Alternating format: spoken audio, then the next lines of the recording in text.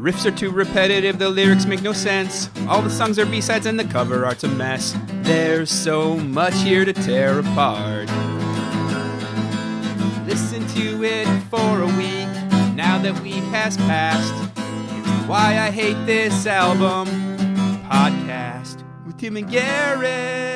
Hello and welcome to another episode of Why I Hate This Album, the show where we pick a song or album, listen to it for an entire week straight, and then come back here and tell you, the listener, if we hate it and why, or of course, why not. I am one of your hosts, Garrett Harvey. With me as always, co-host extraordinaire, Friday the 13th, Part 8, Jason Takes Manhattan, to my Friday the 13th, Part 10, Jason Goes to Space Camp, Timothy Richardson. Tim, how you doing? Well, Garrett, I was in a great mood. Right now, I'm pretty upset. Okay, is it something I did? I mean, possibly. You won't tell me exactly what the problem is. What happened to your face, Garrett? It's because Garrett's face, dear listener and viewers, finders of the feed, you know this to be the case. But listeners, this is true. Garrett's face is pretty mangled, and I would like to know how, or at least why, it's so mangled, right? You went on your weekly No Tim's business trip, and you came back just frankly mangled.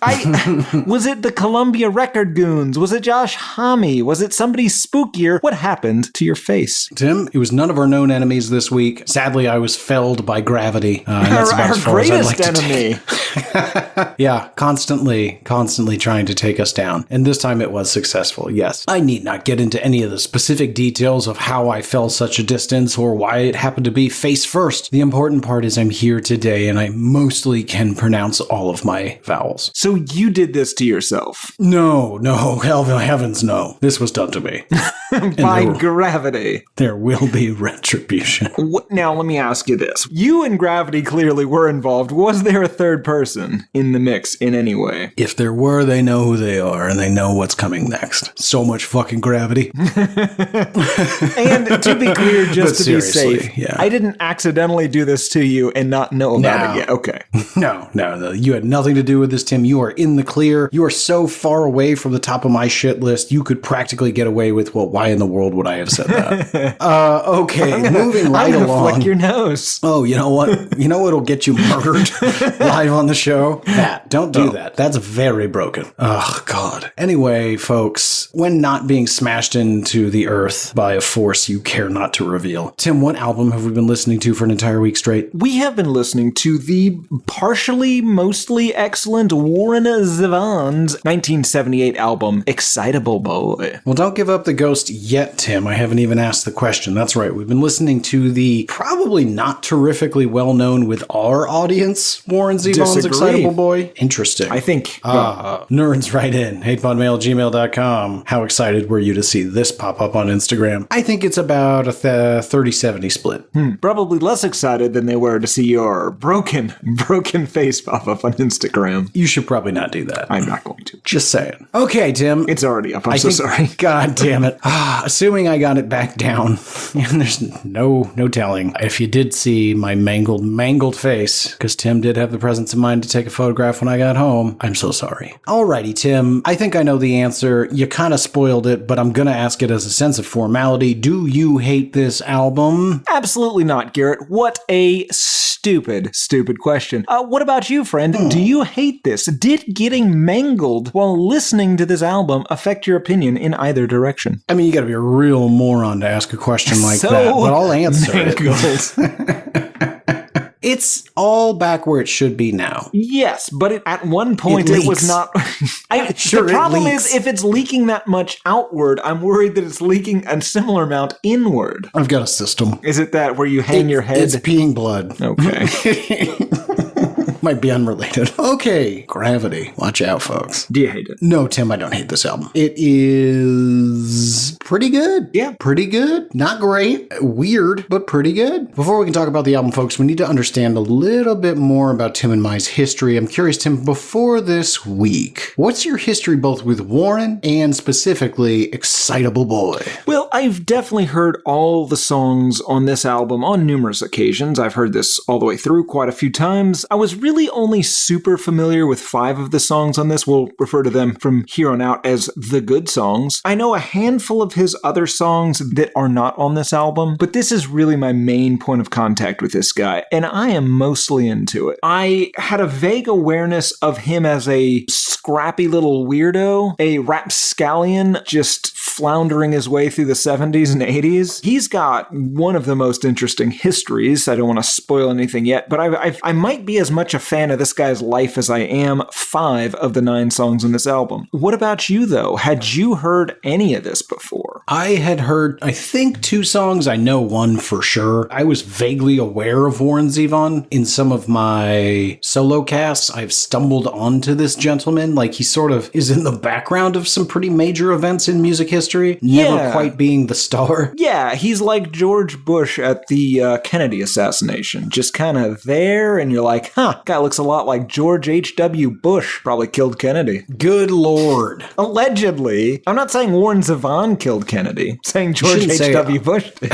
I hope we bleeped some of that. I doubt we did, because I don't feel very good, and I'm the guy that bleeps shit, so I probably skipped it. Sorry, folks. You guys are getting the raw feed this week, because I frankly just don't give a shit. Because Garrett's voice is so raw on account of the mangling he took. It really is the, You're raw.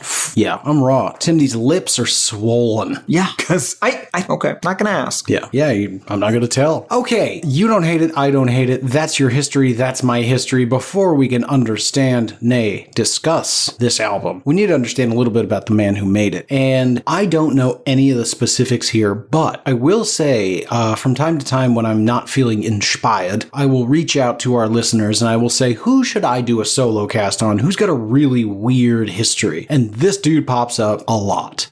So Tim, take us on a journey. I'm excited to hear. Tell me how this album came to be and the life of Mr. Warren Zavon. Well, I need to start out with a disclaimer. Dear listener, I will probably not include your favorite story of him, because there's so goddamn many. Don't write in, unless it's really good. If it's really good, write in so that I can also know that story, but every bit of him is interesting, so fuck off. Warren William Zavon, a.k.a. Warren William Zivotowski, a.k.a. Sandy Moy Zavon, a.k.a. Stephen Lyme, was born in 1947 in Chicago, Illinois, to Beverly Cope, a deeply religious Mormon lady, and William Zavon, a Jewish immigrant from Ukraine. This was a horribly mismatched couple, Garrett. After Warren was born, the family moved to Los Angeles, where his dad was a boxer and also worked for mobsters, mostly Mickey Cohen, as a bookie who dealt in dice games, large volume bets, etc. His dad was nicknamed Stumpy Zavon and was the best man at Mickey's first wedding, which was, of course, to prostitute LaVon Weaver, aka Simone King, her prostitute name. Now, let me take a small detour into Mickey Cohen, Garrett. Wait, Simone? Simone. It's gotta be Simone, right? It's with an I at the end. Simoni. I am so sorry. It's 100% Simone. You can understand why I'm skeptical, absolutely, because right? I not a name. Can't read. Oh, I was gonna go the high road, but yeah, you can't fucking read. Let me take a small detour into Mickey Cohen, Garrett. Warren's father's employer. He worked as an enforcer for Al Capone's Chicago outfit during Prohibition. Then, after having to flee Chicago due to undisclosed gambling disagreements, he worked for Meyer Lansky and some of his associates, maybe in Ohio, I'm not 100% sure, before returning to LA to work under Bugsy Siegel, where he was repeatedly arrested for tax evasion, bookmaking, and allegedly a little bit of violence. His home was bombed, he shot up a few hotels whilst demanding satisfaction, and he briefly owned and drove an ice cream truck in Brentwood before being incarcerated at Alcatraz and a federal prison in Atlanta before becoming a celebrity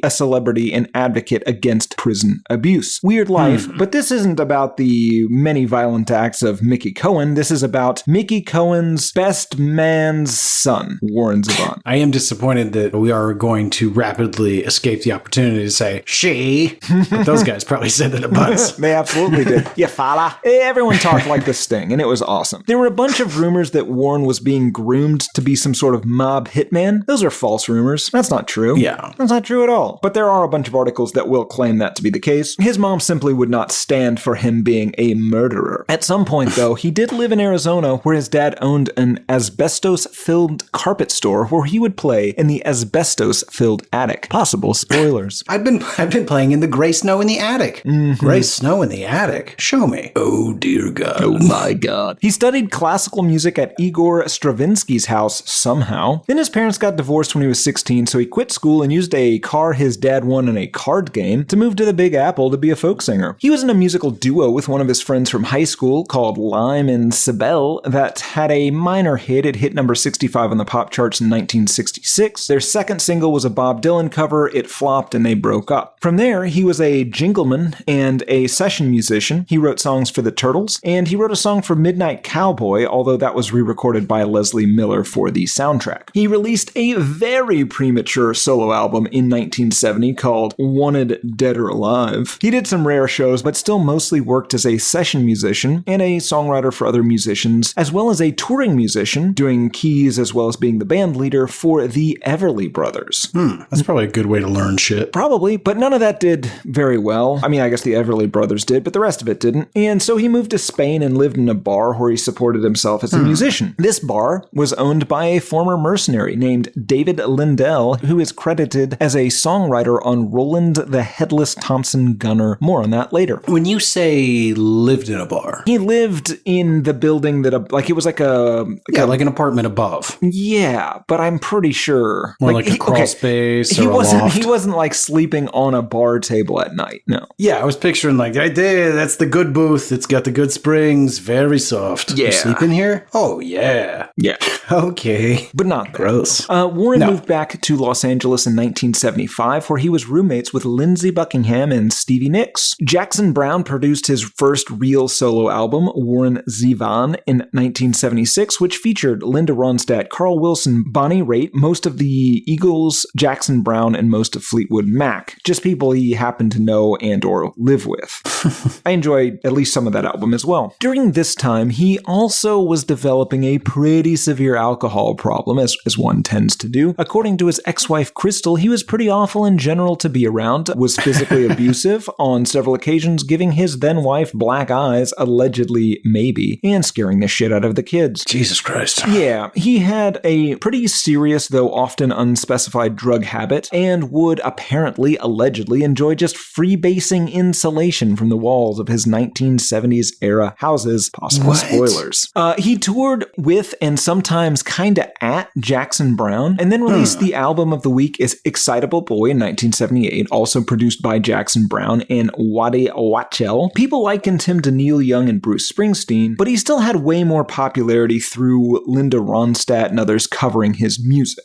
He released Bad Luck Streak in Dancing School in 1980, which was of course dedicated to novelist Ken Miller, whomst he met at an intervention being held for Warren in the late 70s. Now, few questions here. One, how bad of a drug and or alcohol problem do you have to have for people to be doing interventions in the 1970s? Yeah. Number two, who's going to interventions for people they don't know? Yeah, now it's not usually known as a mixer. Yeah. And number three, who becomes friends with a rando that was at your intervention? If anything. I don't know. It's the greatest answer to how did you guys meet? Absolutely. Yeah. I think we met at David Bowie's third intervention. Right. But you would come with Neil Young and I came with Linda Ronstadt. No. And that's like David Bowie saying that he met you at David Bowie's third intervention. The intervention was for Warren Zavon. Like, this guy didn't know the guy.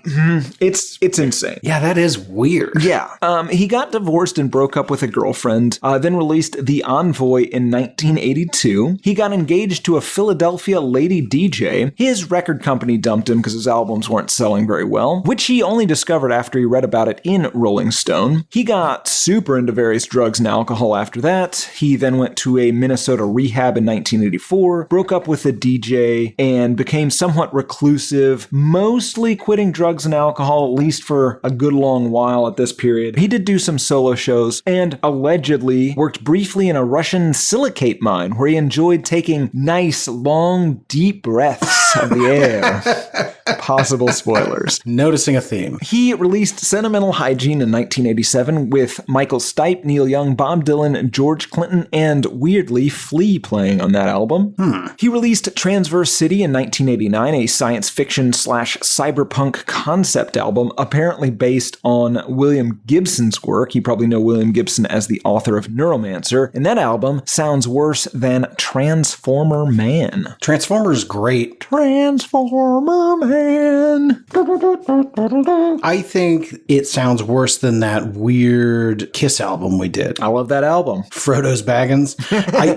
I'm a little concerned that we picked the wrong album. What you just described sounds like it's tailor-made for our show. Oh, absolutely. And we can very much do it, but... You wanted to start with something spookier. Start with something spooky, yeah. That album featured musicians from Little Feat, Jefferson Airplane, Grateful Dead, Pink Floyd, and Neil Young. Nobody bought it, despite all of that, and he was let go from Virgin Records. What a shock. He released Hindu Love Gods in 1990 on a different label that was recorded at a random jam session he did years earlier. I think it's got a bunch of Prince covers on it, maybe. Then Mr. Bad Example in 1991 with the song Things to Do in Denver When You're Dead, which inspired the excellent film, which I believe you were actually an extra in. Yeah, technically. Well, non-speaking. Or your speaking part was cut, so you went from a featured person to an extra. Yes, I went from a speaking role to a non-featured extra. Find the Garrett cameo. Find the Garrett cameos. Yes. Tim, listen, you brought it up, so I'm just going to interrupt really quick. You tell me, does this feel authentic? Look out behind you. I mean, I buy it. I would look. Yeah. Mostly because I know that Gino's always sulking around back there. Well, sure. I don't understand why they had to cut it. Look out behind you. Mm-hmm. Nailed it. Every time I get it. It wasn't a line in the movie. You were an extra shouting that line. Right, but it felt organic to the scene. Yeah, thank you. Yeah. Anyway, Garrett, Warren started made a huge stink that I insisted that you be there as well. Yeah, well, this was in the early 90s. He started planning his tours around being in Colorado so that he could hang out more with his buddy Hunter S. Thompson for some reason. He also started playing occasionally with the Rock Bottom Remainders, a band mostly made up of Stephen King, Dave Barry, Matt Groening, and Amy Tan, author of Garrett's beloved The Joy Luck Club. It's a generational masterpiece. What does that band still? Oh, I guess not. He's dead. Spoiler alert. Those other guys are still alive, though. I want to see this Stephen King band. Yeah. Well, you don't really. They're going to play terrible 50s things, and he's going to Stephen King at you. He does love rockabilly. Yeah. We're going to rock around the clock tonight. Oh, you know what? I hate this. This isn't even ironically funny. We should still go, though. Warren also filled in a lot for Paul Schaefer on Letterman, various incarnations of Letterman in the 80s and 90s. He was the musical producer for NBC's Route 66 in 1993. Then he did music for William Shatner's Tech War movies, of which he said, I wrote this song for the William Shatner TV movies based on his novels. He is Captain Kirk, rest assured. He'd call me at home and demand to hear the song in progress. Then he'd say, we need more guitars, more driving guitars. It was cool. That guy seems terrible to collaborate with. Yeah. He released... I thought there'd be more drums in the end. He released Mutineer in 1995. He played himself on The Larry Sanders Show and also Suddenly Susan. In 99, he played the inaugural ball for Jesse Ventura's Minnesota governorship. He released Life'll Kill Ya in 2000, which did pretty well, and My Ride's Here in 2002. Now, both of those albums are titled, and they sound as if he was worried he was going to die, but by all accounts, he was not aware. Spoilers. He also became really good friends with Billy Bob Thornton. Both of them bonded over the things that they had OCD over. And I read I read a ton of posthumous articles about people's encounters with Warren Zavon, and so many of them are about people that they were hanging out at William Roberts' house, and like Warren Zavon was just kind of there. What does that mean? He's just hanging out. Yeah, and they're just like, hey, oh my God. That's the... But like he wouldn't interact with them, or... I mean, he'd say hi, but sure, like, but he wasn't there for them. He wasn't, Weird. Yeah. Tim, I noticed you're giving Warren sort of a soft E on the last name. Zevon. It's like Warren Zavon. Not Warren Zavon. That's what you've been saying. He's not a French dignitary. No, he's a Ukrainian weirdo, Garrett. In 2002, Warren was feeling a little bit short of breath. He was dizzy and coughing, so his dentist said he should see a non-tooth doctor who diagnosed him with mesothelioma. mesothelioma. Jesus. Warren did the only sensible thing. After 17 years of sobriety, he began drinking again. He refused all medical treatment and began working on a final album entitled The Wind, as well as a VH1 documentary in the process of making the album The Wind. On the second spookiest day of 2002, October 30th, he did a solo performance on Letterman. This would be his last live performance, which also included him talking at length about the cancer, saying, "I might have made a tactical error in not going to a physician for 20 years. He also gave advice to all watching about how to live one's life, saying, enjoy every sandwich, before playing a final song at Letterman's request, Rollin' the Headless Thompson Gunner," presumably Letterman's favorite song. He died at 56 of mesothelioma. About a year later, after that Letterman appearance, a tribute album, Enjoy Every Sandwich, was released in 2004, featuring Adam Sandler performing Werewolves of London, and what Gino has written here as, I'm quoting here, Tim's favorite band of all time, the Wallflowers, playing Lawyers, Guns, and Money. By all accounts, the Sandler cover was disrespectful. Well, I can see Adam Sandler wanting to jump on those awoos. Yeah, I mean, Taylor made for him, but the rest of the song, you actually have to sing like a human. Yeah. Warren won his first 2 Grammys posthumously. His ex-wife wrote his biography in 2002 as they had planned, warts and all, just as he requested, including how he was an abusive alcoholic for large portions of his life. Interesting. And Warren was inducted into the Rock and Roll Hall of Fame in 2025 under a category called, quote-unquote, musical influence, which I think is shitty. Yeah, that's terrible. Yeah. And that's pretty much it. Again, I apologize, dear listener, for leaving out your favorite Warren Zavon anecdote. Peace and chaos be upon you. Chaos and peace to you as well, Tim. Just to be clear, you're still saying it wrong. I don't hear the difference. I know. It's fascinating. I don't know what it's called. Maybe you have your own thing, but you definitely have the thing. Is it Warren? No. You got the Warren part. It's the Zevon. Zevon. Yeah. Again, he's not the Earl of Sandwich. It's not Warren Zavon. I don't hear a difference. Garrett, general thoughts. Yes, so general thoughts indeed. Tim, let me break it down. I like this gentleman's songwriting. I like his musicianship. The band is good. His voice isn't. Well, his voice fits for a lot of this, though. Like, It fits, but it underserves a quality song. Sure, but like you could make that argument if you were listening to a Neil Young album. Like if you'd never heard Neil Young before, like I could see you doing, or I could see one saying something similar. Yes, counterpoint though, society agrees with me because most of his most popular songs were performed by other people. That's true. And I agree. I think that he's a really good musician, great songwriter for the most part. And listen, he's not a bad singer. I'm not here to say, oh, you shouldn't sing Warren Zavon. You're not as good as your contemporaries. Neil Young sounds better. Elton John sounds better. The P-Man.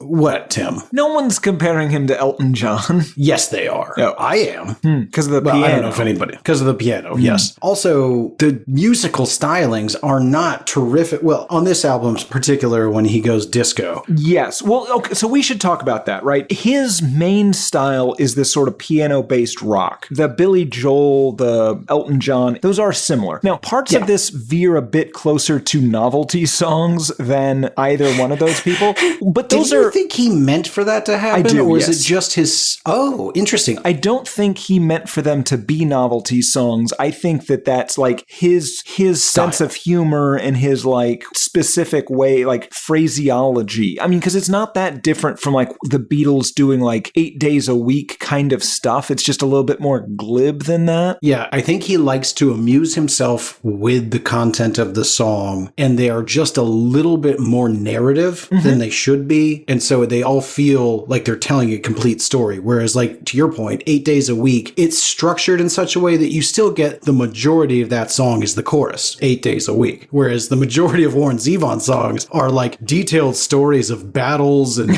strange characters throughout history, made up and real alike. Yes. Those are my favorite songs, though, by far. Like, I like his humor. I like his story songs. I am not a huge fan of this man's music when he gets sentimental. No, when he gets to a more traditional song structure and he's doing anything that resembles a ballad, you can just go fuck yourself. Because your other ones are so fun. The normies, they just put me to sleep. Yeah. And it's kind of ironic because, I love a good story song. To me, that's the best part of country music, and it's what we forcibly do to songs when we get bored with actual songs on this show. I like his penchant for the story songs, but the songs that he writes that sound like just straight shitty country songs, like some of them, they sound like Jerry Jeff Walker, like the Desperados Waiting for a Train, this shitty Steve Earle singing about Jesus on Copperhead Road, like nothing but a child kind of bullshit, and I'm just not into it. Those are the songs. It's boring and trite. Yeah, exactly. So for me, I like about 55.6% of this album. I really dislike 22%, and there's another 22% that's fine. Interesting. Oh, I won't put nearly as big of as fine of a point on it. I will say I like about 4 of the songs. One of them's pretty good, and the rest I don't care. Yes. The parts that I like, though, they're awesome. They're good enough that I even like the saxophone parts, despite my noted hatred for the inclusion of that instrument in rock music of this era. Yeah, and most eras for that matter. Yeah, but I mean, it's used in a way, it's more prominent in a lot of these songs than like an Exile on Main Street, but it fits the song well like that. Yeah, I completely agree. We should also talk, so we did this album, we were going to do Werewolves of London as a spooky single. That's been on the list for a while, but there are at least 3 other songs on this album that are kind of spooky. I think it makes sense to do the whole thing, right? Yeah, well, not to mention, we couldn't do it in isolation. Like, you gotta discuss this whole album. What isn't spooky is at least weird and makes you question, like, how spooky was Warren Zavon? Yeah. So, Tim, this is fun. I pulled up, now Tim and I use this website, music-map.com from time to time to get a general sense of where an artist might be classified among their peers and contemporaries. Tim, I put Warren Zavon in this week because it's one of those excellent opportunities where you're like, I'll bet you all walks of life are really influenced by Warren Zavon to the point where you're going to see some very strange bedfellows. So I'll start with the obvious ones. Brian Wilson, Randy Newman. Yep. These make sense, right? Now let me go to the other side of the spectrum. Fine Young Cannibals. That's, I believe, She Drives Me Crazy. Okay. Pretty sure that's who Fine Young Cannibals is. Who else do we have here on the... Thomas Dolby feels weirdly accurate. I'm not sure who Thomas Dolby is. Blinded Me with Science. Oh, okay. Frank Zappa's on here. Steely Dan's on here. These make sense. Now, how do you feel about this? Bruce Springsteen's on here. Oh, I think totally. Yeah. Yeah, with the storytelling. And also, I mean, the music fits too. He does have a very broad and varied instrument band. So, yeah, okay, like that makes I would sense. expect Warren to have like a full band on stage and make sure that each one of them plays in every song, no matter whether, like, even if it's inappropriate for them to do so. Here's one I didn't expect to see, just because I didn't know it was a thing. Jeff Bridges. Yeah. Or is it not a thing we want to talk about? I mean, I guess it is, but it's not good. Yeah. I mean, again, Billy Bob Thornton's music. Gotcha. Oh, Tom Waits. That makes a ton of sense. Dylan's Out on the Fringe. Okay, this was fun. Maybe we need to bring in Music Map more often, talk about some of the contemporaries. It helps foster a conversation. There's also some bands that I've literally never heard of, like the Be Good Tanyas. Oh, the Be Good Tanyas. Yeah. No, shut the fuck up. I hate you. Alrighty, Tim.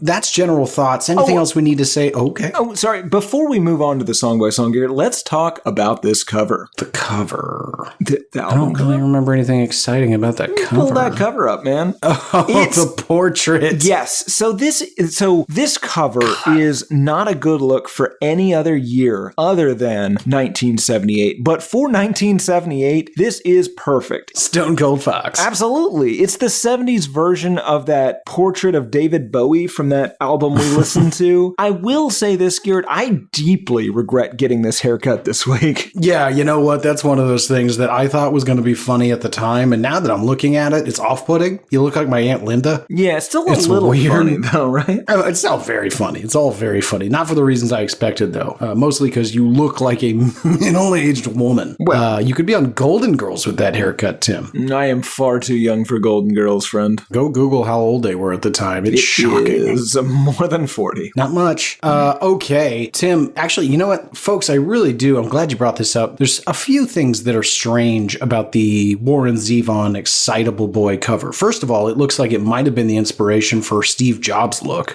Yeah. He sort of has a 78 Steve Jobs. And then, Tim, you might need to help me with this. Is the Warren Zavon Excitable Boy in the Lethal Weapon font?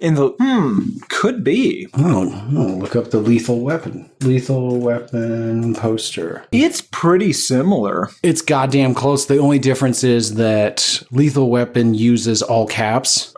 Whereas Excitable Boy's lowercase. This is pretty gross. The fact that you just know the Lethal Weapon font. It's part of what I do for a living. But we don't need to get into that. So no, we don't need to get into that. It's only going to confuse me further. Welcome back to Font Talk, Hour 2, serifs. Love them or hate them. Tim, weigh in.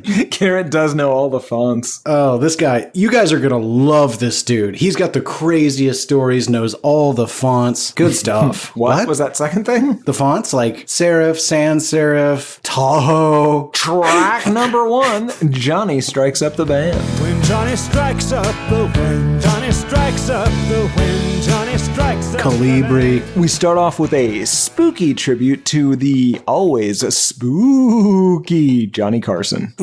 When I Googled who the Johnny is in Johnny Strikes Up the Band, I laughed for like a good 30 seconds. Folks, this is a song dedicated to Johnny Carson. Listen. Was Warren Zavon and Johnny Carson close? No. Warren Zavon loved late night in all its forms. That's why he was so into Letterman. Right, but Letterman and Warren Zavon had a mutual appreciation of one another. They were friends and colleagues. Warren Zavon was not friends with Johnny Carson. He didn't even appear on the show. But we get a whole song dedicated to him. Perhaps he wrote this song in an attempt to get on the show. That is in my notes. It opens a little like Suspicious Minds before we get to the actual song itself. And listen, again, musically, I have no real issue with it. It reminds me a little of some Billy Joel or even Blue Oyster Cult. Because of the cowbell and the guitar. Oh, yeah, the fucking cowbell in this is a little much, I will say. Okay, let's get into it. And I really only have like one question because we've already given up the ghost. It's about Johnny Carson. So as we get into the song, folks, you're not going to have a ton of confusion aside from the overarching question of just why. But I do have one specific question. So let's get into the song, Tim. Dry your eyes, my little friend. Let me take you by the hand. Freddie getting ready, rock steady, when Johnny strikes up the band. Johnny strikes up the band. Let's see. They'll be rocking in the projects, walking down along the strand. Freddie getting ready, rock steady, when Johnny strikes up the band. Okie dokie. Really, my only question for the whole song, Tim, is who is this little friend? Oh, yeah. Very confusing. Who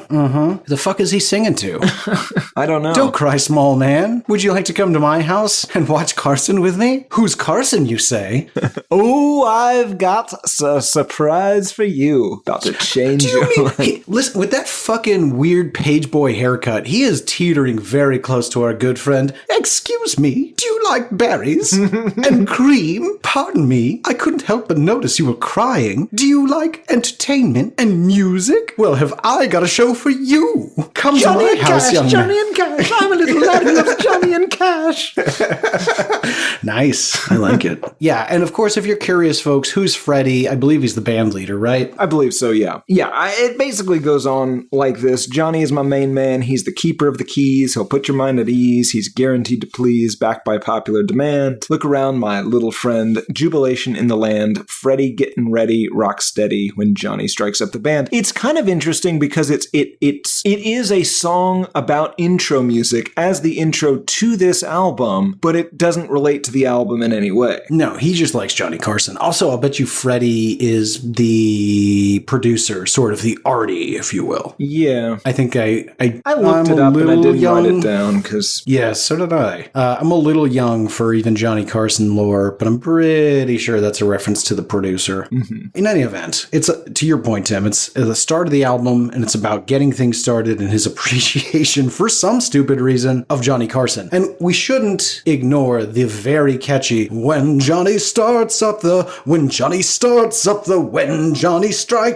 band. Yeah, he also has a penchant for doing exactly that. Like, there's several songs on this where he cuts off lines halfway through and just does them repeatedly. I like it. And that brings us to track number 2. Oh, this is a good one, folks. Roland the Headless Thompson Gunner. Roland the Headless Thompson Gunner.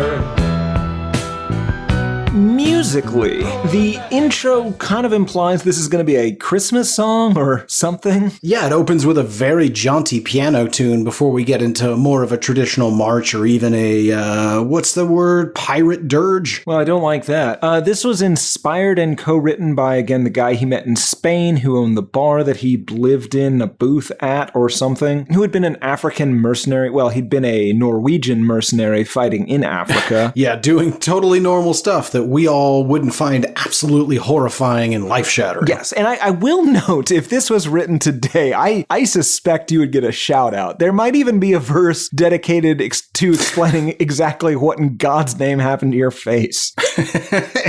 Maybe I'm Roland the Thompson Gunner. Well, we'll get into it. I suspect you're more of an Owen fella, but I could see Warren Zavon writing a song about how you caught a cannonball to the face or something. Tim, it's ridiculous. It's 2025. Nobody's using cannonballs. Listen, I fell from a great distance as a result of somebody's negligence, and I landed on my face. Negligence or hostility? I don't really understand the distinction. All right, well, it starts off describing a mercenary going to Africa. Roland was a warrior from the land of the midnight sun, with a Thompson gun for hire, fighting to be done. The deal was made in Denmark on a dark and stormy day, so he set out for Biafra to join the bloody fray. So it's about a Norwegian weirdo who went to fight the Nigerian Biafran civil war with a Tommy gun. And can I just say, I love a Tommy gun. We all do, like right? This, Big. Tim, now describe the Tommy gun just so that we're all picturing the same thing, because you and I, obviously, we know what a Tommy gun is. It obvious, and our enthusiasm for people to go, Shay, also big Tommy gun guys. So take everyone through it, make sure everybody's picturing what you and I have in our minds. So a Tommy gun is a Prohibition/Depression era machine gun, essentially, with this big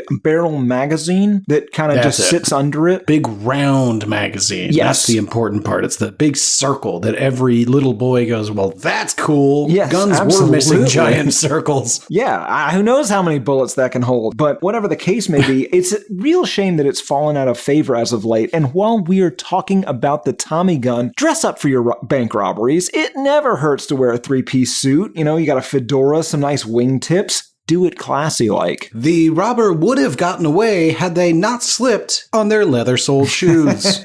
God damn it. You ever try to run in dress shoes, Tim? Yes, but I have very specific dress shoes that allow for running as a result of a, If that was going to be your answer, just say no. No, I do. The insides are designed by Nike. The tops are leather. The bottoms have excellent grip. I use them when I need to look like I'm at a nice thing and then or to run from a guy. It happens more than you think. Right. I'm so disappointed in your answer. Okay. Sorry, I assume you want me to ask you, have you fallen in dress shoes? Is that what happened to your face? That would be amazing. I just slipped at a fine dinner in dress shoes. No, it was much worse than that. Alrighty. He continues. Through 66 and 7, they fought the Congo War. With their fingers on the triggers, knee deep in the gore. 4 days and nights they battled, the Bantu to their knees. They killed to earn their living and to help out the Congolese. Tim, I was not expecting to have to do a quick brush up on the 1912 Kisangani rebellion and the corresponding 1914 incidents. Oh, yeah. But I did. But I want to understand Warren Zavon's Excitable Boy. Our listeners don't have the time to go open up the old Encyclopedia Britannicas. I did the heavy lifting for them. May I explain the meaning reading of the nonsense I just read. Please do. Apparently, this is where our hero, goes down to the Congo and helps to... Tim, do you think he was fighting on the side of the oppressive government, or was he fighting on the side of the Congolese people? So not clear. I think it becomes clear that he was fighting on the side of the non-oppressive people because of the specific organization that gets involved in the next verse. Gotcha. All right, let's keep going. Roland the Thompson Gunner. But of all of the Thompson Gunners, Roland was the best. So the CIA decided they wanted Roland dead. Yeah. That son of a bitch Van Owen blew off Roland's head. Yes, so at this point, he was clearly fighting on the good side because the CIA got involved. And I think that Warren Zavon was probably a pretty big fan of the early writings of Stephen Kinzer, the guy that did Overthrow, because he seems to write a lot of things. He might have inspired Stephen Kinzer to write some of this. Yeah, so it seems as though the CIA was not super thrilled with this dude coming over and fighting to help lead a rebellion against this oppressive government, and so they took his head off. Right, and this is when it becomes sinister and spooky. Roland the Headless Thompson Gunner, Norway's bravest son. They can still see his headless body stalking through the night in the muzzle flash of Roland's Thompson gun. So after the CIA kills him, he becomes a ghost, cursed to be a mercenary in all wars of history or something. Yeah, I mean, we're about to find out. It's some sort of John Wick revenge story. He says, but as a ghost. Yeah, it's a Sleepy Hollow situation. Right. Roland searched the continent for the man who'd done him in. He found him in Mombasa, in a barroom, drinking gin. Roland named his Thompson gun. He didn't say a word, but he blew off Van Owen's body from there to Johannesburg. So, a couple of interesting things here. He blew off his body. Right. Is he attempting to make one full human? Explain. Well, he's missing his head. Now Van Owen's missing his body. Does he plop that Van Owen head atop his Roland body and become, It does sort of imply that he was getting rid of the stuff he didn't need. Right. And Garrett, I bet this scares you a little bit, right? Like, this specifically seems like a ghost story that would frighten you. Do you ever worry that there's just a bunch of Roland ghosts hunting you through your various endeavors overseas? I get what you're trying to imply, Tim. That's ridiculous. I am not I am not haunted by a series of ghosts. Not at all. That's unconvincing. Damn it. It is interesting. Look out behind you.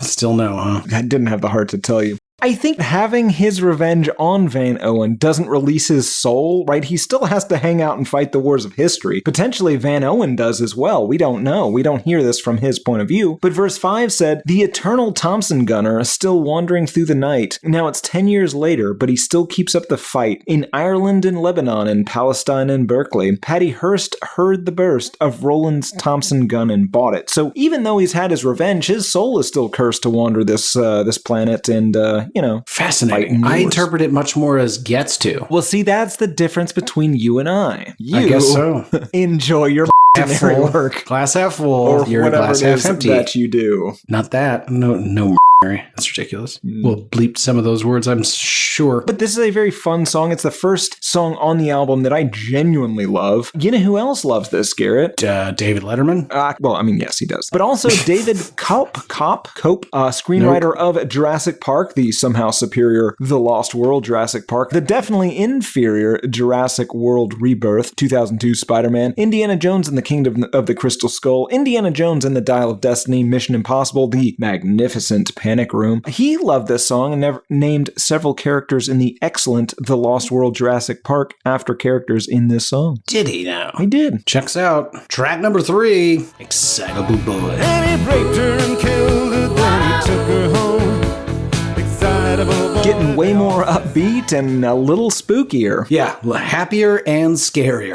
I love the piano and saxophone combo in this song. It works so well. This song is a straight up joke, and it's real funny. Yeah, it's both a joke and like really good social commentary. It's basically the movie American Psycho in a song. Yes, but let's get into it. Well, he went down to dinner in his Sunday best. Excitable boy, they all said. And he rubbed the pot roast all over his chest. Excitable boy, they all said. Well, he's just an excitable boy. So, all right, let's just stop right there, Tim. What do you got? Well, okay, so first of all, the pot roast thing was actually from Warren's real life, presumably the raging alcoholic portion. Yeah. That's point one. Point two, to me, it's always sounded like he said he fucked the pot roast. Yeah, me too. So what he's saying is, right, this is a kid who is, I mean, this is some sort of like super ADHD kid is what it sounds like. And sure, he's insane, but everyone just sort of excuses it, right? He's excitable, no real harm done. Locker room talk. Exactly. Locker room talk, boys will be boys, where boys get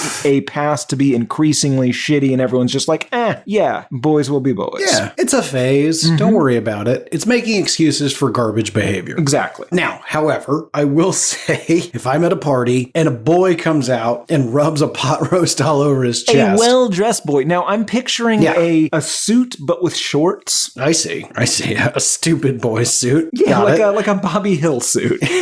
In fact, picture Bobby Hill. I'm a dandy. I'm not going to make a scene. I'm just going to make love to this pot roast. Yeah. Get it, Bobby? Rubbing a grease heart into his shirt so that everyone knows he loves Connie. I'm your little candy man. Oh, God. Anyway, sorry. We got a little distracted. First, if that happens, like, I may never stop laughing. But when I do, if the next thing that happens is somebody just goes, he's quite the excitable boy, I then will proceed to laugh till I die. Because that's the two craziest things that could possibly happen in front of you. Like, first, like, whoa, what's wrong with that kid? He definitely is being abused. Somebody call CPA. And then the next thing is to hear what was obviously their abusive parents be like, he's got a real active imagination. Just like, wait, what?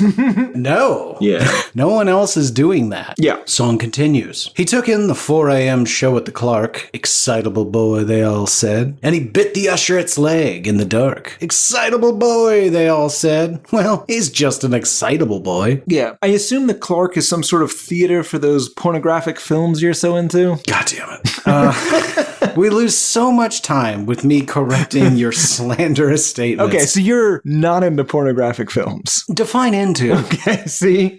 I'm not going to sit here and talk about how they're against God and unholy and all your weird bullshit. But they are. We can both agree on that. See, that's the issue. We cannot. And then we end up back where we started. So anyway, the Clark, I think, was the theater in, I'll say Chicago. That's probably wrong. It is. But at the time, there was a fad where they would have movies that would start at 3 and 4 in the morning. Mm-hmm. But it eventually converted into just a pornographic theater, I believe. As did all theaters in major cities. Oh. Until, some giant horse teeth dyed psychopath converted them all into M&M stores and, I don't know, Olive Gardens. They also, I've never heard usher, like an usherette. That is my first time ever hearing that word before. It made me think that they had a different job. Otherwise, why bother? Well, unless they just needed the syllables. Reason to bother is because he's phrasing this specifically as this guy has shitty behavior toward women specifically. And it is an escalation. Yeah, and it's probably why it's excused. Right. First he makes love to a pot roast. Next he's biting a woman, and we're all turning a blind eye. Then we get the doo-wop style chorus with the ladies that are just like, ooh, excitable boy. Yeah. Excitable boy. As a 50s saxophone jangles about, and it's great. Sure, because the whole time you're just like, where's this going? Well, Garrett, it escalates a bit. Verse 3. He took little Susie to the junior prom. Excitable boy, they all said. And he raped her and killed her. Then he took her home. Excitable boy, they all said. Well, he's just an excitable boy. Boys will be boys. And Tim, it turns out this whole thing has just been a cautionary tale about the dangers of appeasement. Absolutely. Absolutely. Also, Little Susie, I believe, is a reference to his time as a session musician with the Everly Brothers. It's a little in-joke there. I thought it was a reference to that song. Wake up, yeah, my little the Susie. Everly Brothers song. Oh, I thought that was a Buddy Holly song. I'm sorry. No. I'm sure you're right. Yeah. I just thought, because I don't know everything. Tim, I don't know everything. We should listen to the Everly Brothers some more. Okay. Song continues. After 10 long years, they let him out of the home. Excitable boy, they all said. He dug up her grave and he built a cage with her bones. Excitable boy, they all said. Ooh, excitable boy. Literally, that's the tone, folks. Well, he's just just an excitable boy. It's weird because I'm 90% sure I'm going to put this song on a running playlist and it's going to come on and I'm going to just be like, well, this is great, but also Jesus Christ. Yeah, it seems like he's going to put another lady in that bone cage. Well, yeah. I mean, that's the only real reason to build a cage with lady bones is to, imprison a second lady. What is this cage made out of? Lady bones. Oh, well, that's not promising. Although then it's... why are you holding me in here to make another cage? Well, so that's the thing. I mean, you've already got the cage made. Maybe he doesn't need any lady bones. Maybe the fact that it's made of lady bones is a good sign. Nope. What are you going to do with me? I'm going to make a second lady bone cage to hold another lady. You see how this isn't going to stop. It's an exponential lady cage building plan. Eventually, it's gonna spiral out of control, and there will be no ladies left on Earth if he keeps going at this pace. No, they'll all live in my bone cage. I don't think you understand. I don't. I'm an excitable boy. Yeah. But yeah, I mean, I think like this is a song that I'm sure people have gotten upset by, but it's just, I mean, it's a clever... it's clever. Yeah, it's a clever commentary on boys will be boys, etc. I suspect a lot of people have heard this song and never paid attention to the nightmarish picture it paints. All right, track number 4, the hit, Werewolves of London.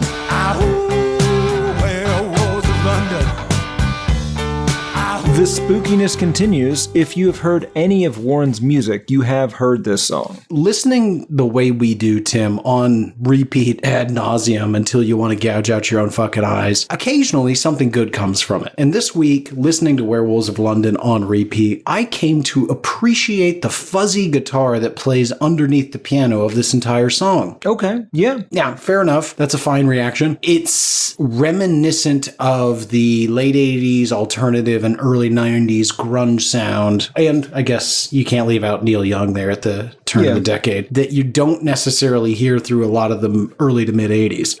It's definitely worth a listen, but obviously everybody knows this song and its werewolf themes. It's also weird though, because the piano or the main riff of this song, I believe, is the exact same song as Sweet Home Alabama. Really? I think so. Similar, but not the same. This did begin life as a joke between Phil Everly and Warren, where Phil suggested he attempt to start a dance craze based on the 1935 film Werewolf of London, and Warren said, yeah, I'll give that a shot.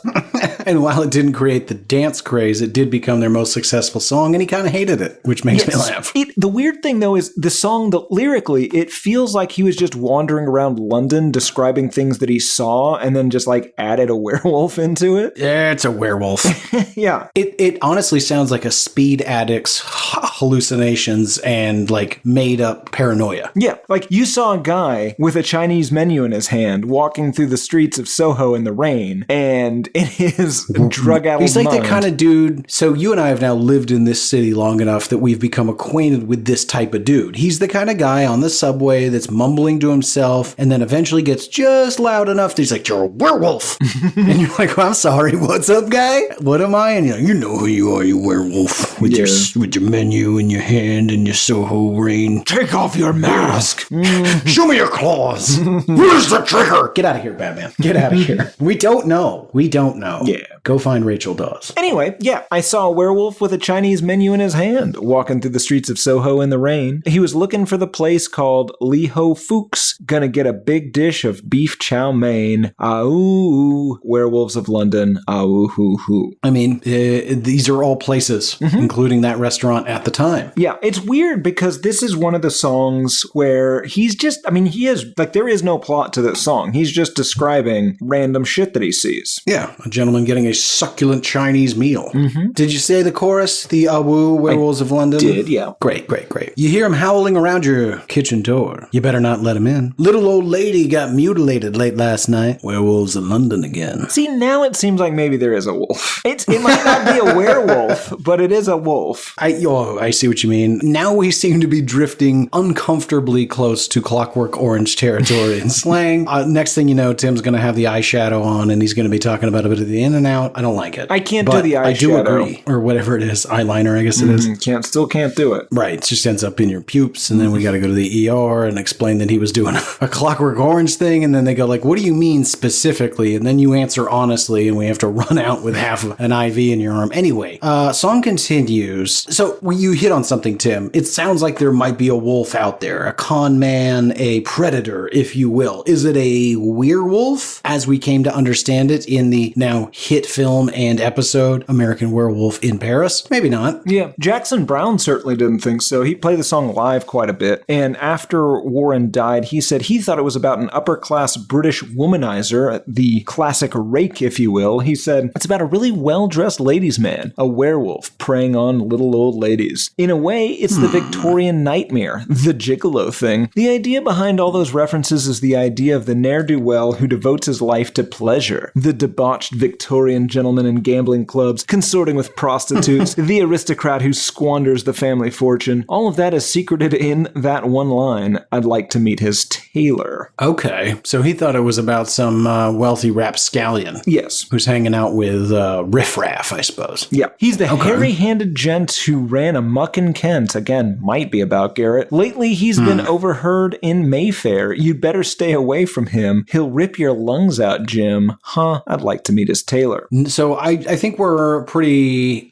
Okay, let me give you a slightly creative reading. Imagine, Tim, if there were a society in which werewolves were a known thing, right? It's a scourge of our society. Nobody wants to be attacked by a werewolf. Nobody wants to have werewolfism, right? So it stands to reason if this was inflicted upon our society, we wouldn't be able to treat the werewolf people as outcasts. It's a medical condition. It's not their fault. And then therefore, you could have a scenario where you had maybe a bragging werewolf. So you heard he ran amok in Kent. Then lately he's been overheard in Mayfair, basically bragging about the fact that he mauled an entire chicken coop and they can't lay a finger on him because technically he didn't do anything. Werewolf did it. Yeah. You better stay away from him. He'll rip your lungs out, Jim. So they know exactly who this guy is. And he's just like, oh man, I'm out at the bars. Full moon starts in 2 hours. And they're all like, dude, not cool. Technically, we can't tell you to leave. It's a medical condition, but you know you're playing with fire, right? Yeah, I could see like a very similar scenario where instead of like becoming hairy, the person looks exactly the same, but is just then compelled by the moon to go out and, let's say, strangle. And it's not his fault. He didn't do that. It's the strangler, Garrett. A weird strangler? Well, no, again, there's no transformation. Oh, well then it's nothing like this. No. You gotta have the weirder, Tim. Okay, well then... Maybe you get bigger hands, stronger hands. Well, that would be ideal. Or you get like rope that starts coming out of your fingers. That's disgusting.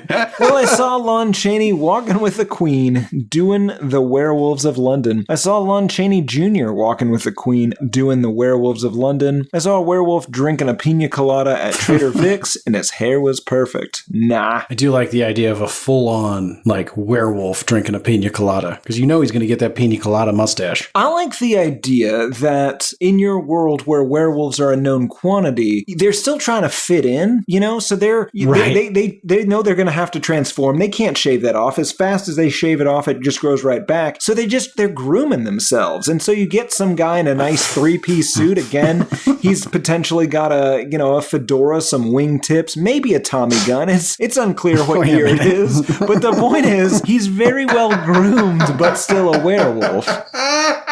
Okay. And he would always drink with a straw so that he doesn't get the pina colada mustache. Yeah, absolutely. Okay, I'm on board. It's my world where werewolves exist. Everybody knows it. We accept it. But also it's the 20s. We're going to put that in the maybe pile. Let's just get through this stupid idea. But it's Teen Wolf rules, right? Mm-hmm. So, like, just because you've transformed doesn't mean you're overly compelled to murder. Well, you still are, but you're not, like, completely unconscious, right? So you've got the hunger. So you can sit casually at a bar and sip a pina colada? Yeah, and everyone around you knows, like, the hunger is brewing. But, like, again, they don't want to be racist, and so they don't say anything about it. So you like anytime someone like even like gets nearby to order at the bar, you just hear like a rumbling like And that guy's thinking about me, but hey pal, I get it, but the bartender's here. I'm gonna back away. Like he maybe like pisses on you a little bit. He's just like, it's my area. Okay, buddy. Yeah. Jesus fucking So Christ. You see what that WW over there? Hey pal, easy. We don't call him that anymore. What you're describing is a world with like man-sized yogis. Just basically.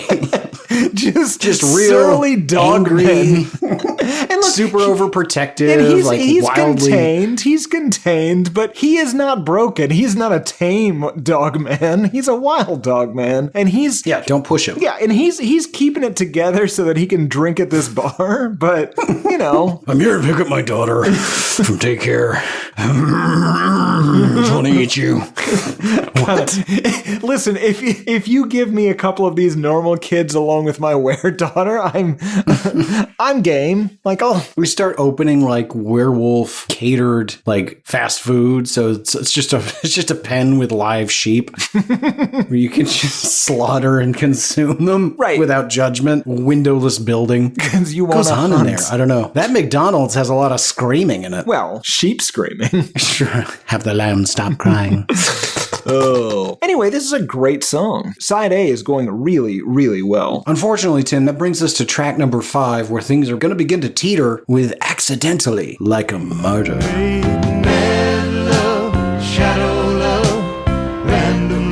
This song can eat a whole big bag of dicks. Yeah, it's not great. Yeah. If there were more songs on this album, I would suggest we skip it. This is, musically, it bores me, it's slow, I don't like the style of slide guitar. I think this is beneath this album. It's just shitty, sentimental country music. Yeah, I completely agree. I'm trying to see if I had anything that was really worth talking about. The only thing I have for you, Garrett, have you ever, and answer this honestly, have you ever made Shadow Love? Oh. We made mad love, shadow love, random love, and abandoned love. Ooh, accidentally like a martyr. I actually really like the chorus of this song. Oh, go fuck yourself. Here's why. Because I didn't even get it at first, and then I was like, oh, I see. So at first they were like banging like rabbits, and then it sort of became a shadow of what they used to be, and then it became like every once in a while, and then eventually it was just like, yeah, I don't care, put on your sweatpants. I like that very concise progression and decay of a relationship because it's so relatable. No, but it's concise and it's well, no, it's a decent metaphor. It's not completely in your face. It's still a boring and not very fun song, especially the line accidentally like a martyr. The hurt gets worse and the heart gets harder. It's not great. Fair enough. Track number 6, Nighttime in the Switching Yard. In the switching yard, get it out on my main line. Sight unseen. Before we say a single word about this song in reality, when I read the title, Nighttime in the Switching Yard, I was like, good God, what's about to happen in here? Yeah. Nothing good could be in this song. No. But it's great. It feels like this resulted in a fight with a record label. Some suit demanded, he's like, listen, it's 1978. You write a goddamn disco or funk adjacent or whatever this track is song. And also, hey, listen, this song better not be a bunch of drug references. Make it something innocent like Trains. And this is just his malicious compliance, 1980s Neil Young style. It's great. Yeah. As Tim is hinting at, you're going to learn very quickly what this song is about, and it ain't Trains. It does have kind of another one bites the dust feel to it, maybe. Yeah, absolutely. Well, because it's got that stupid disco it's that bump, bump, bump. Bump, bump, bump, bump, over and over throughout the whole song. And so you just kind of put whatever you want against that. And to your point, Another One Bites the Dust is the exact same rhythm and timing. It's a good 50-second musical intro, and I'll say it's a toe tapper. Absolutely. But let's get into what he says in the lyrics. He begins, nighttime in the switching yard, nighttime in the switching yard, etc., etc. Get it out on the main line, listen to the rhythm as the trains go by. Get it out on the main line, listen to the rhythm of the train go by, listen to the train whistle whine. Tim, what do you think they're up to? I think drugs, Garrett. I think this is I think that maybe. tracks and main lines and... Here's the thing. Biggest debate about this entire song. Is he at least at a switching yard? Oh, definitely.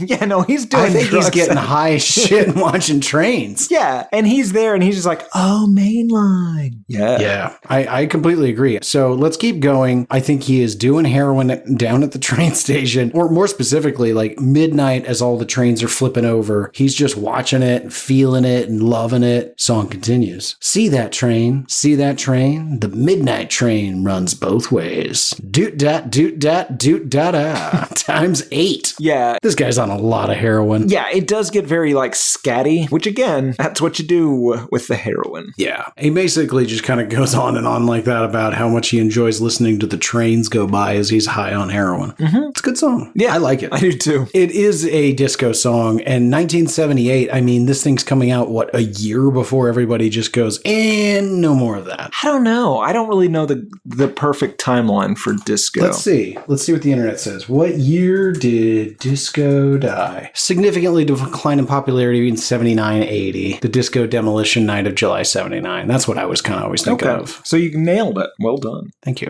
I guess. Track number 7, Veracruz. I heard Woodrow Wilson's guns.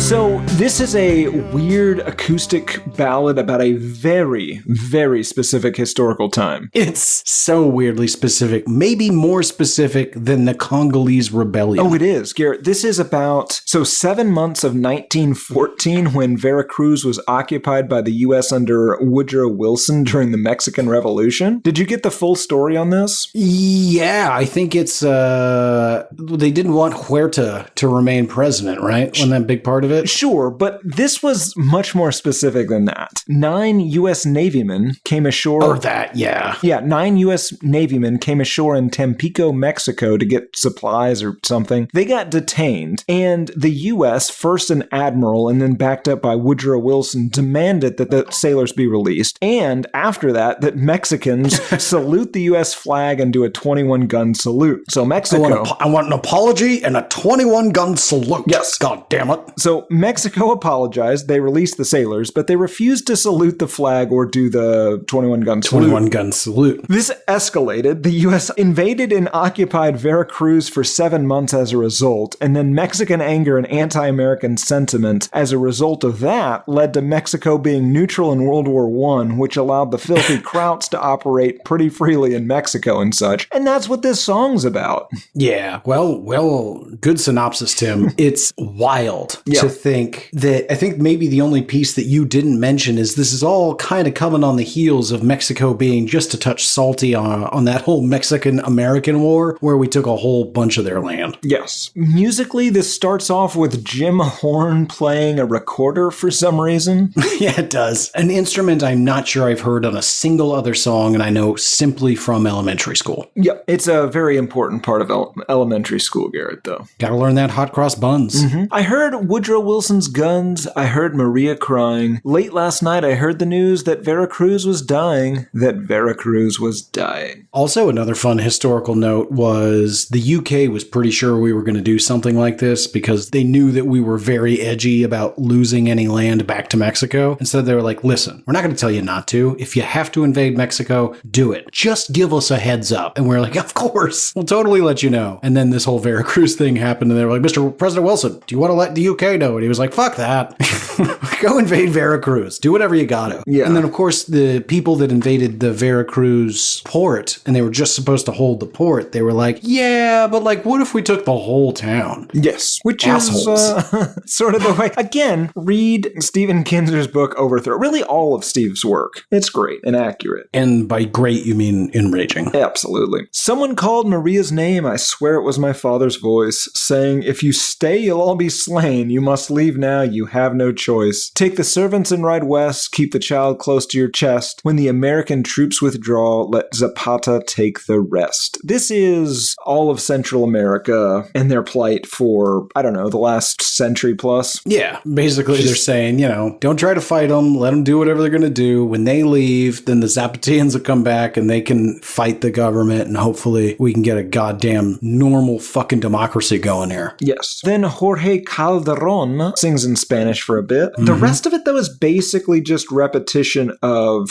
Woodrow Wilson's guns and Veracruz's dying. Oh, I forgot I got the translation. Oh, I did as well. But it's kind of the same thing, sort of. You read it. That day I swore towards the port, I will return, although destiny changed my life. In Veracruz I will die. That day I swore. And to be clear, Garrett is not doing a Hispanic or Mexican accent. He's doing a B accent. Yeah, I'm doing specifically the Nasonex B. I was very clear about that up front. Right. So you can't even accuse him of being like speciest. He's making fun of one very specific B, or celebrating, depending on how you look at it. It's a spokesperson. It'd be like getting mad at me for doing a Toucan Sam impression. Who cares? Do not do that, Garrett. We do not need the letters. Jesus Christ. Follow your nose. Yikes. Okie dokie. That's about it, Tim. Track number 8, Tenderness on the Block.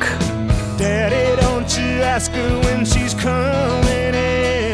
We're back to a more upbeat piano-based rock thing. Yeah, but I don't like it. I don't either. Well, the problem is that this is a shitty country music that I have no interest in. Did you hear what it's actually about, according to Jackson Browne, though? No. Okay. Jackson Browne, co-writer of this song, gave a little insight into what Warren was like and his songwriting process. He said, "We wrote this song the night I came over, responding to his ex-wife, Crystal's call, because he had pulled the banister off the staircase. By the time I got there, all was calm and he didn't remember pulling the banister off the staircase. So we sat down to work on this song, and we obviously didn't stop drinking because I wound up drinking enough to pass out and fall asleep. When I woke up, the song was finished." Which would be a great story, but this is not a good song. No, it's not. I also question how much Jackson Browne did. Yeah, it did seem like he basically just drank and then fell asleep. It's a real Tim watching bad movies scenario. Yeah, it is. God damn you. Yeah, I'd love to watch that. That's going to be so In my defense, I was very tired. Yeah, and they were very boring movies. Yes. Mama, where's your pretty little girl tonight? Trying to run before she can walk. That's right. She's growing up. She has a young man waiting. She's growing up. She has a young man waiting. Some teen daughter out there throwing it back on anyone on the block that'll give her that time of day. She's kind of a whore. But we do not slut shame on this show. No, I'm just calling them how I see them. Song continues. Wide eyes, she'll be streetwise to the lies and the jive talk. But she'll find true love and tenderness on the block. So you're going to learn the hard way, Tim. Some men are liars and monsters, and you shouldn't trust a single word they say. Other people, nice guys, and they'll be your true love. Yeah, but you should assume they're monsters. Yeah, that's a good. Prove me wrong. Daddy, don't you ask her when she's coming in, and when she's home, don't ask her where she's been. Terrible advice. You should definitely ask when she'll be home and where she's been, and maybe check to make sure those aren't lies. Or, at a bare minimum, if you want to be a good parent, forcing your children to come up with casual lies about where they were, I think promotes responsibility. Absolutely. Yeah, I think you should have this antagonistic relationship. Yeah, and sure, they're lying to your face. They're teenagers, but at least they put in the goddamn effort to build some scaffolding of truth. Willard Smith, I think, backs this up very, very succinctly when he said, "You want this. If you promote some sort of radical honesty concept with your children, you will regret it. And you'll have a Jaden." Oh, listen, that's all you need to hear, folks. If you want to have a Jaden, radical honesty. But nobody wants a Jaden. Nobody wants a Jaden. Even Willard Smith basically on the internet was like, listen, I ended up with this. Don't do what I did. Yep. This kid sucks. He does suck. Willow, you're all right. Yeah, I like your stuff. Huh? Her music and stuff, right, is good. No. All right, well, I don't know what we're talking about then, Garrett. Track number 9, the excellent Lawyers, Guns, and Money. Send lawyers, guns, and money Now, the origin to this song is fucking great. Okay, you give me one, and then I will want to know how I got these scars. You a second one. Got it. Okay, allegedly, Warren was in Cuba, which is already a curious statement post-1962, but sure. 63, maybe. 2. Anyway, he was in Cuba with his manager, and they were in a taxi. As they were riding along, the driver said, "Hey man, I gotta make a quick stop," and he pulled up to a house. He ran in, and a few minutes later comes whipping out of this house with his sister, who had apparently been kidnapped. They jumped to the front seat of the taxi and took off while being chased by kidnappers. From the back seat, Warren's manager deadpanned, "Call my dad and tell him to send some lawyers." Warren replied, "Yeah, and guns and money." is the story that I found. Also, according to Warren, right after asking, "Want to know how I got these scars?" he claimed he wrote the song on a trip to Hawaii, observing, God damn and I'm it. quoting here, "gross mischief and surviving a dangerous situation, leading to the dark conclusion about what a person might need in such a predicament." So it's similar, an island nation, but, the details are changed just enough to deny he was in Cuba that time. Yeah, I was going to say, I think he might have been in Cuba. I think my story's correct, and his is a cover, a poor cover. Yes. Whatever the case may be, it's a fun song about a guy who would definitely be featured on Locked Up Abroad had this happened a few decades later. Yeah, it's pretty great. The 60s were hilarious. I went home with the waitress, the way I always do. How was I to know she was with the Russians too? Classic Russian spy.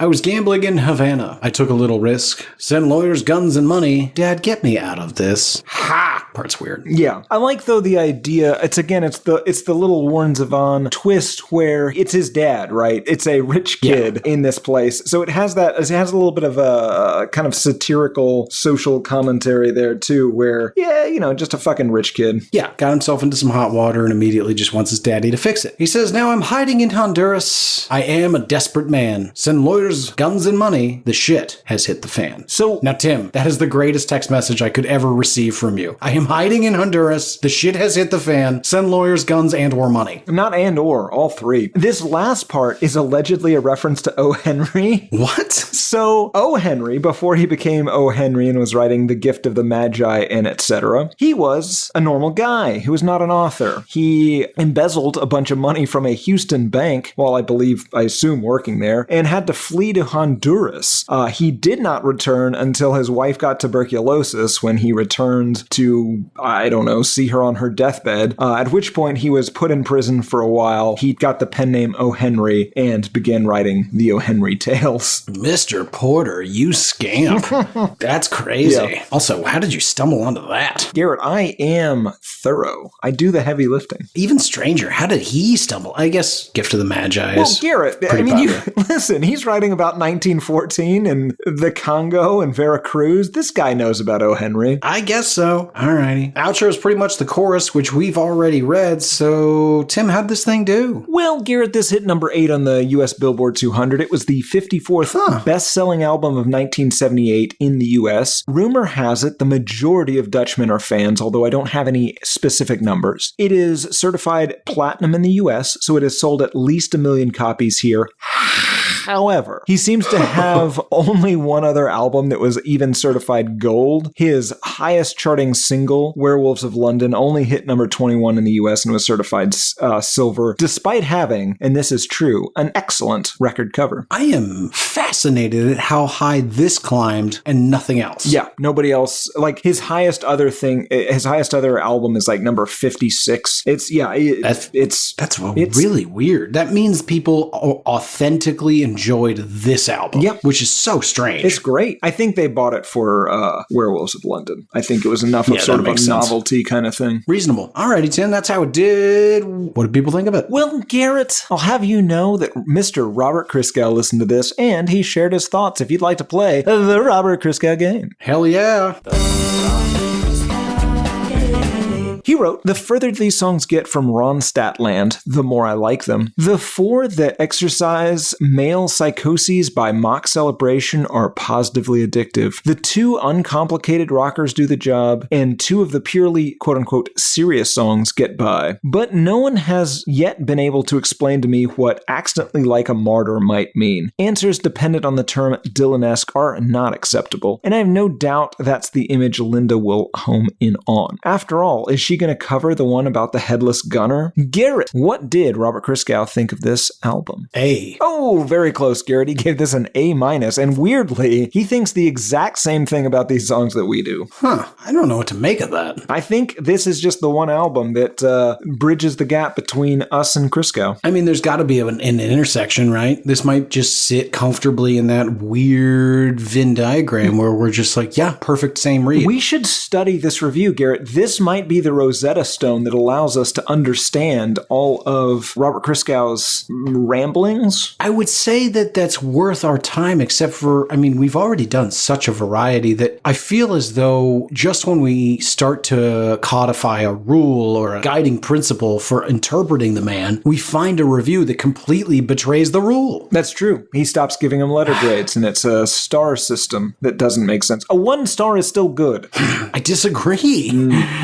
Confusing. Good stuff. Folks, that's what a crazy person thought of it. Tim, what do the normies think? Well, there are 861 total ratings on Amazon, 4.8 out of 5 stars on average, 87% 5-star, 1% 1-star, and I have only a single review for you. This is by Pen Name, and the title of the review from 2012 is Greatest Regret. It was April 29th, 1980, a Tuesday during my freshman year in college at UW-Whitewater. I had a night class, Speech 101. Warren Zavon had a concert on campus that night, and I really wanted to go hear him. Having turned 19 the day before, I felt the call to skip class and enjoy the concert. There's a time to go to class and a time to go to the Warren Zavon concert. Thus saith the preacher. 32 years later, I do not remember one thing from that night. I chose poorly. I went to class. I would have remembered the concert. I do not know if this album has any redeeming social value, but I sure like it. 5 out of 5 stars. That's a baffling review. That's a story about a cool thing he didn't do. It takes a weird turn. It's almost like Tarantino-esque in there. He really leads you down a path that he did not do. Real bait and switch. Yeah. It was so abrupt that I thought I had zoned out or misheard. Yes. And I was like, oh, I must be confused. Pay attention, stupid. No, not on me this time. Yeah. Well, Garrett, That's so funny. I have a fun UW-Whitewater fun fact, number 3198, if you'd like to hear it. UW-Whitewater fun fact. Yeah, I guessed it.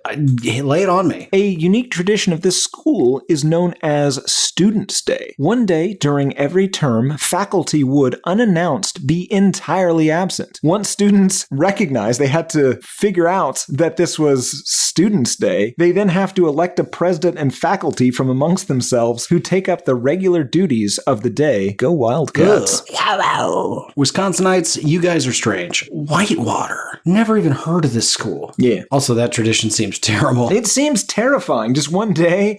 You're administrators. No, because it really feels like they're forcing you into a Children of the Corn scenario, or possibly more the 28 Days Later situation. Yeah, or maybe like a Lord of the Flies kind of thing, where just all of a sudden all the adults are gone and you have to fend for yourself. The difference is the next day the adults will be back, and when you've strung the chubby kid up and he's in some sort of weird cage, you have to answer for that. It's not cool. I want to say that's the plot of Run Lola Run. Maybe. I don't remember. There's some fucking futuristic movie. What's the one that was filmed in Fort Worth next to the water gardens? Oh, Logan's Run, not Run Lola Run. That's it. They kill everyone over like 30. Yeah. How's my brain work?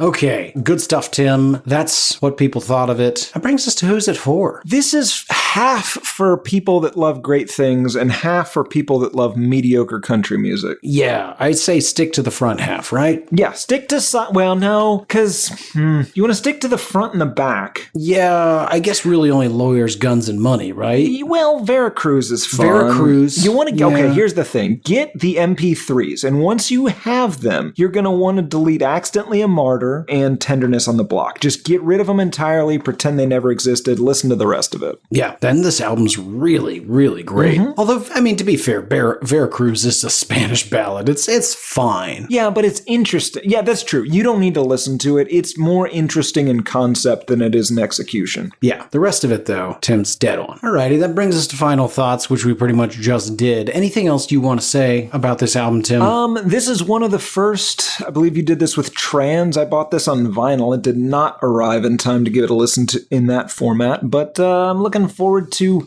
blaring Lawyers, Guns, and Money or possibly Excitable Boy to wake you up every morning for the next week. And I look forward to replacing that vinyl with trans. Oh, interesting. Been trying to figure out how to 1998 Godzilla you.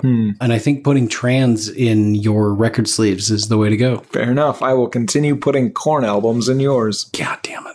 Alrighty, Timmy. We've been all the way through it. We've discussed it ad nauseum. We've discussed the album. We've discussed the artist. We've discussed the strange historical references contained therein. I know the answer. The listeners can guess it, but let's ask it so that folks can put it down in the books and we can shred it and burn it. Tim, do you hate this album? Absolutely not. Garrett, do you hate this album? Heavens no. Heavens no. I will listen to 4 of these songs a good amount, one of them once in a while, and the rest can eat a dick. Well, you'll probably end up listening to trans, because that's apparently what you're...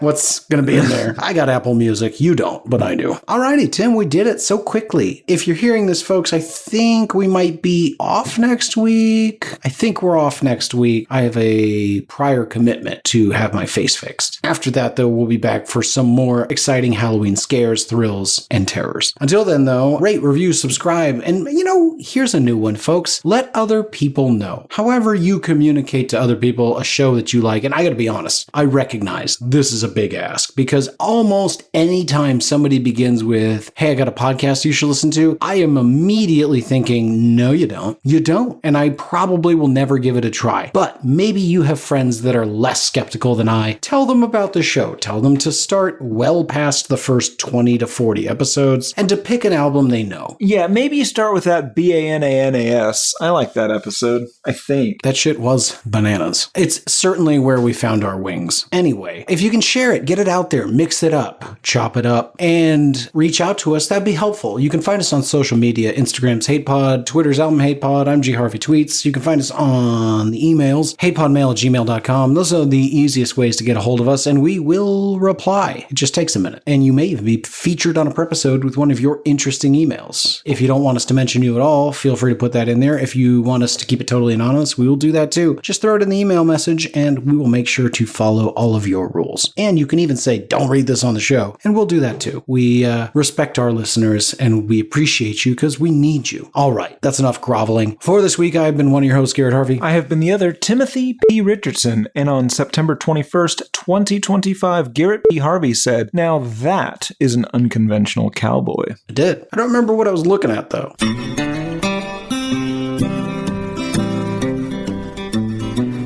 There's cowboys running through my dreams. Nothing's quite the way it seems. I joined the Navy, got kicked out in a week. My facial features aren't distinct. Try to find some meaning in these songs. The genius is a genius, got it wrong. No, it's a lobster murder sex thing. It's the bleaching of the rear. A full assault on both your ears. Riffs are too repetitive, the lyrics make no sense. All the songs are B-sides, the cover art's a mess. Listen to it for a week, now that week has passed. It's the Why I Hate This Album podcast with Tim and Garrett.